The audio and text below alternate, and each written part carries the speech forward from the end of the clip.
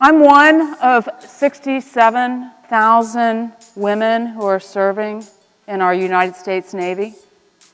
I am so proud of our Navy. You'll see some of our team amongst you. I'm also very humbled to be one of 25 admirals, women admirals, in the United States Navy as well.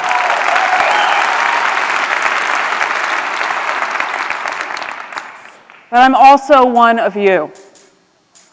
I'm one of 1,300 people, men and women, who've come here today to share, to listen, to ask questions, to absorb, to navigate. That's what we do. That's a sailor's term. It's all about navigation, right? Where are you starting?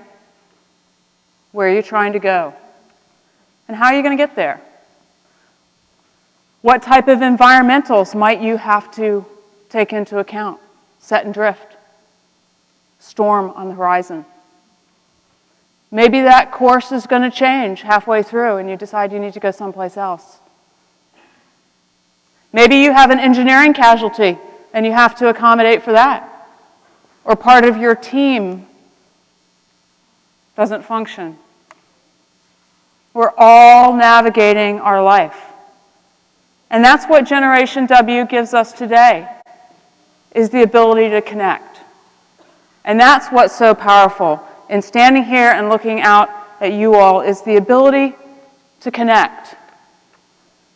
So let's talk for a minute about stories. So we all start with stories, right? When we can't even walk, we're hearing stories. Take a minute to think back to the stories that, maybe the very first story you can remember that your mom or dad or your grandmother read to you. They're legends, they're fables, sometimes they're myths. They tell us how to do things.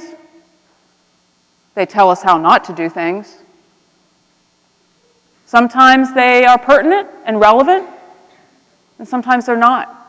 And maybe 5 years down the road, we go back and we think about that story and we think about how it may be relevant today, and I'm going to pull out this little nugget, this little piece of gold that's going to help me navigate my life. And maybe somewhere in here there will be one of those gold nuggets that you will be able to walk away with and say, either I learned something or I can apply it, or it made an impact to me. So I didn't choose the Navy. I would almost say the Navy chose me. And let me set the stage for you. I had a very, very happy childhood. I was raised in a home where I was the only child. So I had a life as an only child. Many of you know what that's like or hear about it, hear the stories. And my parents were pioneers in my mind. We lived overseas. My father was a geologist working for U.S. Geological Survey, so he was working for our country, helping do international mapping. Lived all over the place, in places that you might not even go to today. And my mother was a cartographer. So she was working. She also believed in service in the sense that she taught English as a second language in many of the countries that we were in.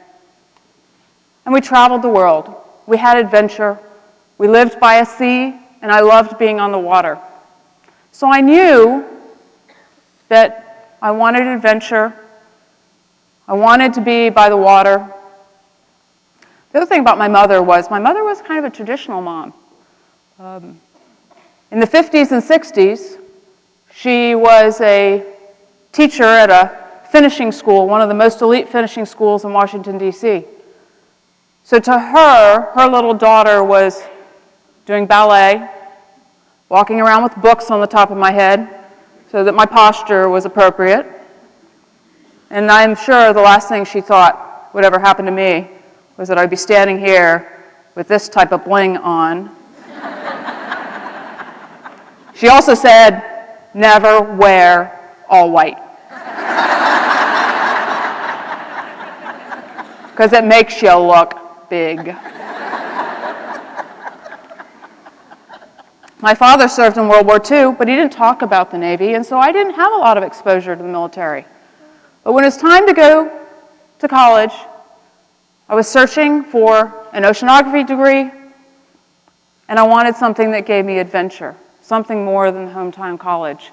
And my father kept saying, don't spend your college money on your undergraduate degree, save it for your graduate degree. And I wanted to go, of course, I wanted to go to Stanford or Scripps. I wanted to go to one of those very prominent and prestigious locations. And he was going to have nothing to do with it. So I went through the Barron's book and dug through for what's there. And there's this place called the Naval Academy, and it has a free oceanography degree. So I chose oceanography, and I chose free. And look what I got. So I went to the academy very naive. I had a lot to learn. I didn't know what women could and couldn't do. I didn't know what men could and couldn't do, for that matter, in the Navy. I didn't know about ships and aircraft and submarines. I had a lot to learn. And I learned a lot just in those 4 years while I was at the academy. And I saw opportunity open. I also saw myself grow in terms of who I was and what I thought I wanted to do in life. And yes, there were some tough times, but there were also some great times. So when it was time for me to leave the Naval Academy with my degree in hand, which really was an oceanography degree, I didn't know till the day I had my diploma that it was going to say physics on it. So truth in advertising. So I jumped off into this career thinking, okay, one day at a time, I'm going to do my time, I'm going to get out, I want to go do something else. I'm not sure what that something else is, but let's focus on one day at a time. And so at the time, women could not serve on very many types of ships. It was very limited. Right before I left the academy, then the Secretary of the Navy opened up a new class of ships to women. They were logistics ships. And so I was able to spend my first assignment on an oiler, and we were always underway, and I'm proud to say that I wear water wings, that's what these things are, and I'm a ship driver. And I think it's awesome to be a ship driver. There is nothing more rewarding than seeing your team, your collective team, your crew of a capital ship at sea come together and sail over the horizon and do our nation's tasking. It takes a lot of hard work, but it's immensely rewarding. And it is truly that. It's about the team. It's about your crew and your shipmates. And sometimes it works and sometimes it doesn't, but you keep going because you know it's about the mission. And the mission doesn't happen if you don't have the people. But what else is there to the soft underbelly? Has there been some adversity? Sure, there's been some tough times. You remember, I came into the Navy during the Cold War. We were doing our mission in a very certain way. Life has changed. 9/11 changed us.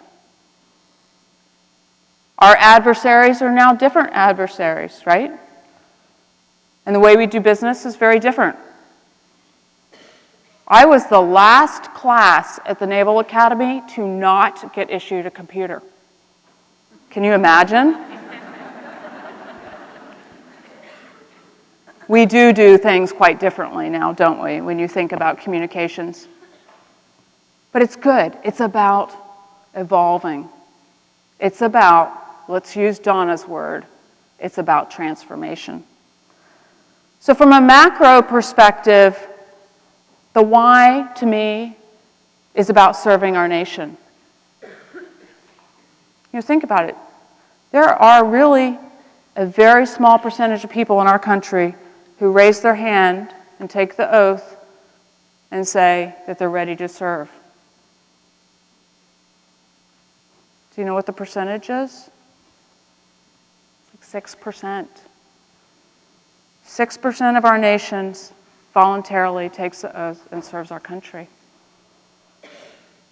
And I believe in the Navy's mission. I believe in the full spectrum of the mission. So it could be humanitarian assistance. It could be theater security cooperation, where we're teaching other forces from other countries what they're doing. And it's about maritime superiority. And the lives we all live is about the freedoms that we have as Americans. And if we didn't have maritime superiority in our military forces, we might not have the freedoms that we have as Americans. So from a macro perspective, who could not believe in that, right? And then from a micro perspective, the mission every day, taking care of your team, and your team taking care of you, and seeing it all to come together. And when I say team, I'm talking about the whole team. I'm talking about the people that you work with. I'm talking about your family. I'm talking about your community. I'm talking about Generation W. And that's the why. That's the why that propels us on and gives us, grounds us, and gives us motivation.